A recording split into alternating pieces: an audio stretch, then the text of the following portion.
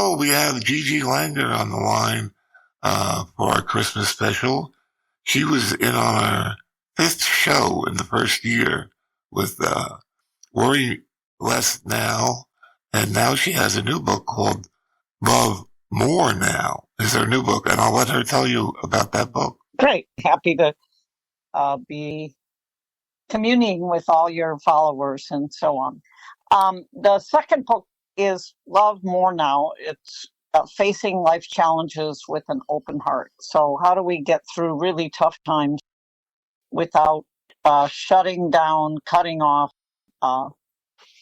and, being negative and bitter? And so it has lots of ideas for how to get through tough times based on, my experiences and those experiences of people I share with and work with. So that's the second book. That sounds good. Yeah, the reason I have this Christmas marathon, one, are the people that don't have anybody on the Christmas season and they're alone, and also the people that are grieving a loss this year. I know that's incredibly hard. So what kind of advice do you have for those people? Yeah, I think the grieving is an especially tough one. And I think the best solution is to gather together with other people who have had the same experience. So I hear lots of positive things about grief groups. Certainly any community that's a positive community with a positive message. It could be a religious community, a spiritual community. I'm more into the 12-step communities because I struggled with codependency and alcoholism. So that's been a really helpful group of people for me to turn to when things are really tough. And, I think joining with other people might be one of the hardest things to do when we are in the pits of either I'm alone in the world, or I can't get out, or I don't have any family, or I'm too sad to go out. People won't enjoy me. I have to, so many messages we get from our fearful self telling us just, hunker down. And I do believe there are times when we need to do that, but not for very long, because it's bad for our health to not be around other people. And of course, there are other habits that we can develop when we're at home: overeating, drinking, etc. So I think my recommendation is to try to find people. I know one source is an app called Meetup. And Meetup, you can look in your area, and it has people who have all kinds of interests. And so you can find people with the same interests and try to join with them. Certainly, a spiritual community, even turning to a friend that is a kind person who won't just make your upset worse. I know in my first book, I sort of talked about the kind of people to avoid when you're having a tough time, because there are those people who will either, they'll listen, but then they'll tell you exactly what you should do. Or even worse, they get even more upset than you do and tell you how awful it is that, it's not really compassion. It's more feeding your own fears and upset. So that's not helpful. But I think the one big idea that I was thinking about before I came on here, Bob, was to be careful of negative thinking. In other words, a person who's alone might be thinking, and I'm actually working with someone who has the same set of beliefs. I'm alone. Nobody likes me. People don't want to be around me. And I can't reach out for help. And this person has joined a 12-step group for for people who have been damaged by alcohol, either in their families or otherwise. And she's making progress, but I see it's the negativity, it's the false beliefs, the little stories we tell ourselves that come from our least helpful part of our brain. And yeah, I call them the demons. Yeah, the demons. exactly. That come out, and yes. So being aware of when we're thinking that way, and then realizing that that isn't necessarily the truth. It's just a habitual thought. Yeah, I go through that every day where that I call them the demons, and sometimes they're very strong, and sometimes they're not. Sometimes they're not there at all. Yeah. And every day it's different. Today seems to be a midday, like they're kind of beat me up a little bit. Yeah. But I'm doing okay with it. Yes, I think we all are prone to that, and we have a choice. But it's what we choose to fill our minds with. So if we're watching cable news all day and getting riled up about that, that's not going to help our emotional state, our emotional stability. Again, the whispered lies we tell ourselves are negative. So one thing I found helpful is guided meditations. I use Insight Timer, and you can use the free ones, but I think of it as our minds are kind of programmed into negative pathways, and we need to reprogram them by putting in positive, more loving thoughts and being around people who are having positive, more loving thoughts, and kind of guarding ourselves against all the gossip from the neighbors and all that negativity. So I like reprogramming. There are many that are on, self-talk and beautiful messages. Self-compassion's a really good one for people who are grieving. Self-compassion. And yeah, so the biggest hindrance to our being able to give and receive love from others, which is basically what all of us want, right, is, I think, judgmental thinking, criticizing people in our own minds, criticizing ourselves. It's a more specific layer of negativity where we get in the gossip groups and say that person should have raked their leaves, and why didn't they rake their leaves, and now we're stuck, and all the complaining and the it's just negativity. And if you go up one level to think about a spiritual path, I don't believe that a spiritual path is enhanced. If anything, it's harmed by thinking negative thoughts about ourselves or others, by criticizing others in our minds. Can you believe so-and-so did that? And why don't they? That is just feeding what many people call our ego, which they call ease God out. It's our fearful self. It's the one that generates the demons, the negative thoughts. And so I've found that it really helps me and other people. There's the obvious thing, the gratitude list, right? Say what we're grateful for right now.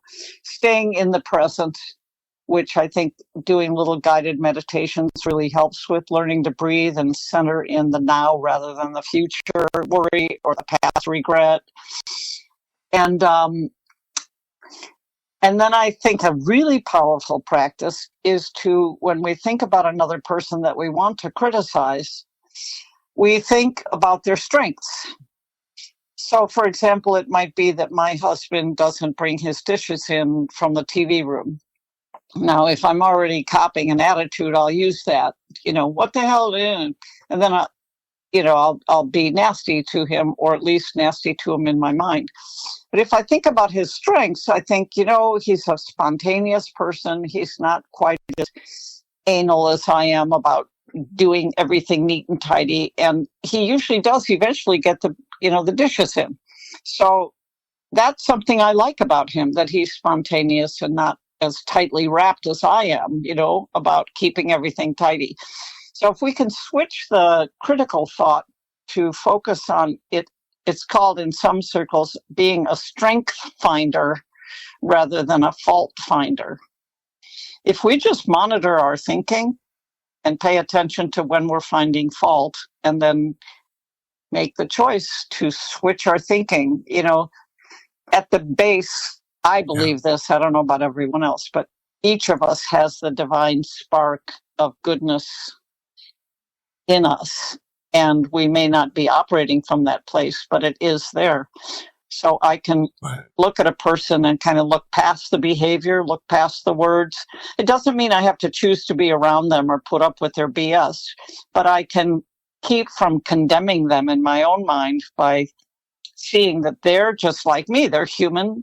They're prone to the devil talking, and they're just operating out of that place that I'm struggling so hard not to be in as much. And they have that divine spark in them. So all of that. I was gonna. Yeah, go ahead. Go ahead. Yeah, I was just gonna. I didn't mean to interrupt. No. I was just gonna ask you specifically, how is the new book different than the previous book, the Worry Less Now? How is the Love More Now? How is that different? Worry Less Now was very much about the whispered lies of the negative thinking, using affirmations, positive thinking, visualization, using very specific tools to change our thinking, change our ways of seeing things, trying to find some kind of a power greater than our own intellect to help us go. So there's lots of techniques in there to help people change, and a lot of practices and little exercises that people can do or not do. The second book, Love More Now, is more about what I was talking about, that becoming more positive, making it through. Like there's a chapter on when your children are drinking or a loved one is drinking or dysfunctioning, how to get through that. There's some stuff about procrastination. Certainly turning your thinking away from condemnation to patience and tolerance. There's stuff about the power of, I think, the meditation. There's a little more about it in there, how to try some different things. The power of watching our own thinking and then noticing it. I think meditation helps us learn how to see what we're thinking. Right. Yeah. One thing I did want to go over with you was the one problem I really have a big problem with is, now that we're aging, as we say, quote unquote, I got a call from one of my better friends, and he just went into hospice. Oh dear. Yeah, and I just, I just don't. I really don't have a good way, I guess, to think about death. I don't handle it well because I don't have like a religion or anything like that. So I go there a lot. And is there anything that can be done other than just trying to control, my thoughts? Well, it's tricky, isn't it? Because the thoughts. Yeah. I mean, a thought like, I shouldn't be feeling so badly, is a negative, hurtful thought. I should be handling this better. Usually the should thoughts are the ones that gets us in trouble. But a thought like, oh God, I'm so sad. This hurts like hell to see this. That's a self-compassionate thought. It's a caring thought for yourself. It's acceptance of how hard it is for this person and for you to watch him go through it. So my first instinct quite often to strong feelings is to fight them, because I grew up in a home where, quit crying or I'll give you something to cry about. So those strong, sad feelings, I go to if I'm having trouble letting myself grieve because I, for whatever reason, and I think there's a lot of acceptance involved too, because every journey of grief is different, looks different. So no self-judging, lot of self-compassion, to allow myself to have the sadness. If, depending on where you have a true self, Bob. You have a part of you that is that's the opposite of the devil thinking, right? There's a part of you that's greater than the negativity. That part, doing quiet time, asking for direction, allowing yourself to cry. Sometimes we get guided and we're in a place where we can go and shower that person with love. And sometimes it's just too painful, and we can't. I just don't know how to even react to it. I don't know what to say. I really, to him. You say, I love you. You say, I care about you. What can I do? Can I be there? Can I bring food to your family? Right.